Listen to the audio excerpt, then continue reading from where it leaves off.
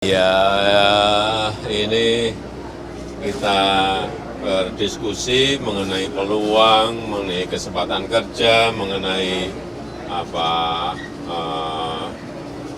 peluang di pertanian, di perkebunan, di perikanan, di industri kreatif. Saya kira banyak hal yang kita bicarakan tadi, tetapi tadi mereka meminta untuk dibuatkan rumah kreatif di Aceh dan saya sanggupi dan kita bangun nanti kreatif hub di Banda Aceh yang besar, mungkin senilai 150-an miliar gede, sehingga urusan mungkin membuat animasi untuk konten kreator, mungkin untuk fintech dan lain semuanya akan dikerjakan di situ dan industri kreatif lainnya.